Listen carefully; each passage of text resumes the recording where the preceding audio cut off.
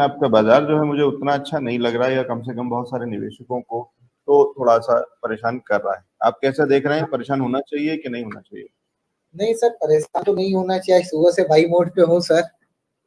थोड़ा सा आपके शो में लेट हो गया, वरना सुबह सुबह अगर होता तो मैं एकदम बाई मोड पे था सुबह से ही। मैंने अपने सोशल मीडिया हैंडल्स में, मैंने अपने यूट्यूब और इंस्टाग्राम पे इनफैक्ट बैंक निफ्टी के चार्ट के साथ रील्स बना के डाला है कि यहाँ पे बाई करिए।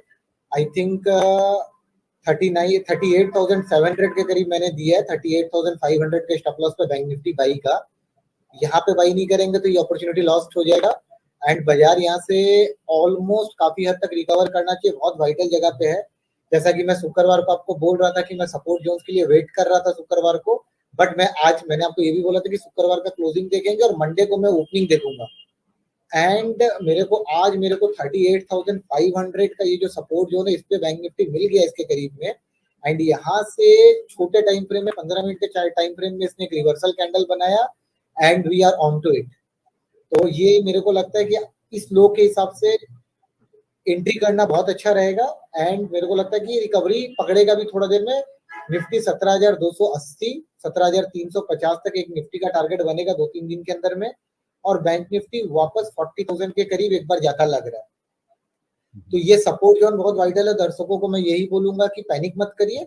38,500 के नीचे अगर बैंक निफ्टी ट्रेड करता है और क्लोजिंग बेसिस पे उसके नीचे क्लोजिंग देता है, तब थोड़ा पैनिक करिए। बट ये डीप पे बाई करने का ही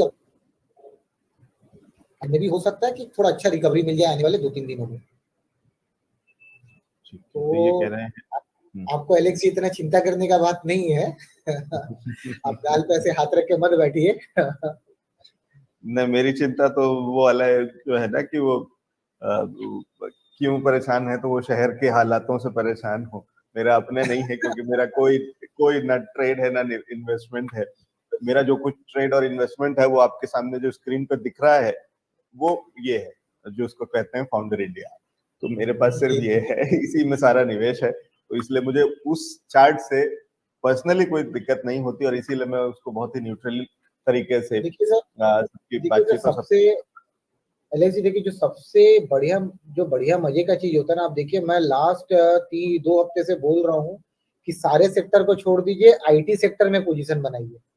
देखिए 2 दिन से बाजार में गिरावट है, आईटी सेक्टर अभी भी आज भी आईटी सेक्टर हरा है। आप देखोगे इन्फोसिस देखो, टीसीएस देखो। मैं सुबह ही देख रहा था सर कि आज वो शुरुआत ही उसकी बहुत ही फ्लैट थी, कहीं उसके अंदर तो उस पर कोई असर नहीं था तब, जबकि हम बहुत निफ्टी में और बैंक निफ्टी में अच्छा खासा बड़ी गिरावट देख रहे थे। आईटी पे कोई ऐसा कुछ नहीं था, और उसके बाद रिकवरी सबसे पहले आना वहीं से शुरू हुई। अभी भी डे हाई के आसपास अगर कोई काम कर रहा है तो वो आईटी इंडेक्स है। इसीलिए देखिए इतना बड़ा एक करेक्शन का अनुमान था, इसीलिए मैंने आपके शो में दर्शकों को लास्ट 2-3 हफ्ते से बोल दिया था कि आईटी सेक्टर में इंटर करिए। हर 5% थोड़ा सा नीचे मिलते जाए, पोर्टफोलियो में इसको एक्युमुलेट करते चलिए। अभी भी आईटी को रखिए, कम से कम 15-20 दिन 25 दिन और आईटी को रखिए। आईटी में अभी भी बहुत बड़ा बाउंस बैक बाकी है। मेरे को लगता है कि इन्फोसिस 1450-1500 के करीब में, टीसीएस वापस 3200 के करीब में, ये सारे रेट आऊंगा कि आईटी में पोजीशन बना के रखिए। आईटी से दूर मत भागिए, आईटी ही आपको सबसे बड़ा पैसा देके जाएगा।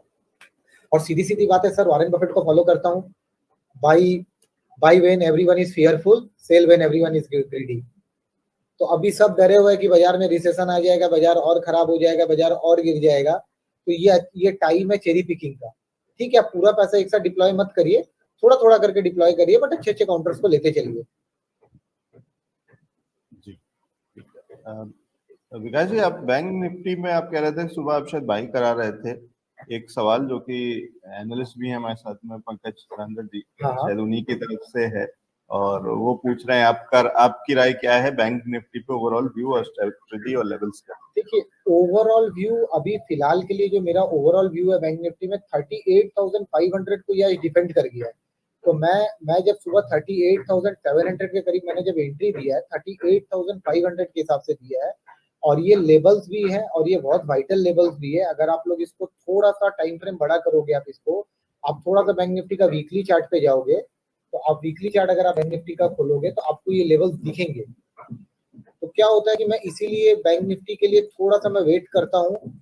मैं बैंक निफ्टी में अपना ट्रेड प्लान जो है ना वीकली के हिसाब से बनाता हूँ, और मैं इसको पूरा वीक के लिए फॉलो करता हूँ। आप अगर देखोगे तो दीज आर द लेवल्स, ये 38,500 38,400 जो है ना, ये बैंक निफ्टी का एक वाइटल सपोर्ट जोन है। एंड मेरे को ये एमिनेंट था कि यहाँ से अगर इस लेवल को ये डिफेंड कर जाता है तो ये एक यहाँ से इमिनेंट बाउंस बैक आना चाहिए।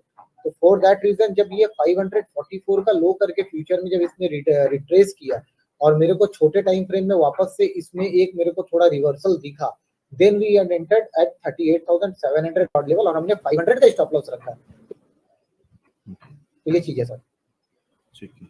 मेरा वैसे मैं हमेशा हाँ बोलिए एक और चीज देख रहा था, जैसे बैंक निफ्टी के जो मंथली लो है, एक महीने का जो लोएस्ट लेवल है, वो तकरीबन 38,280 के आसपास का है, जहां तक मैं समझ पा रहा हूँ 38,200 या 38,300 के आसपास का होगा। आप बैंक निफ्टी स्पॉट देख रहे होंगे सर?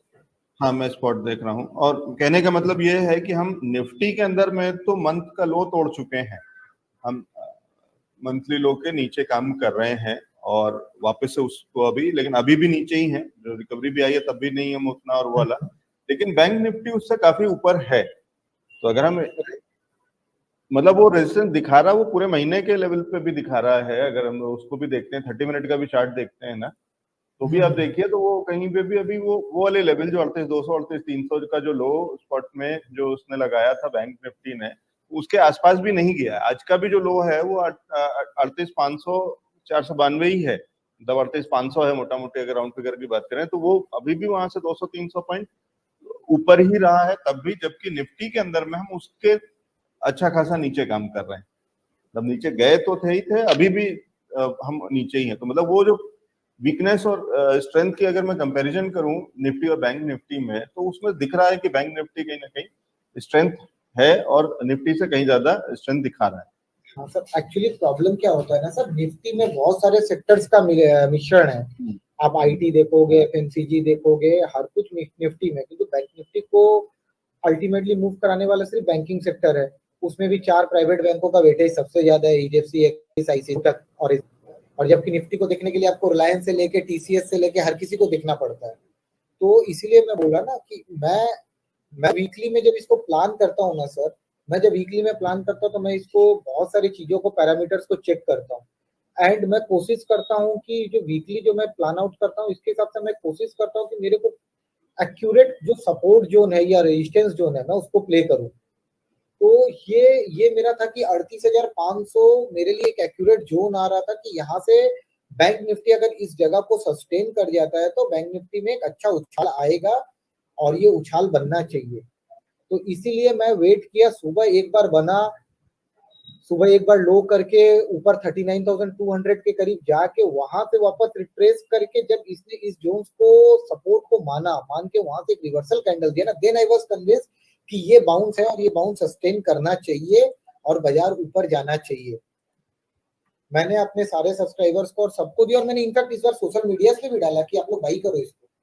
मैंने ये भी लिखा कि 39,200 का कॉल आई थिंक उस समय कुछ 230-32 रुपए चला था, मैंने बोला था कि इसको बाई करके होल्ड कर सकते हैं। सर क्या होता है ना कि सर ये जो पैनिक का सिचुएशन होता है ना, यहाँ पे बहुत जन ये नहीं समझ पाते हैं कि डिसीजन क्या लेना है। तो डिसीजन यही होता है कि सर वीकली मंथली चार्ट को आप देखिए, वाइटल लेवल पे प्ले करिए।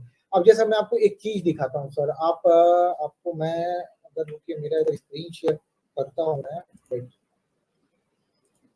Let me show you something, एक मिनट, पहले जी गिव मी अ सेकंड ना।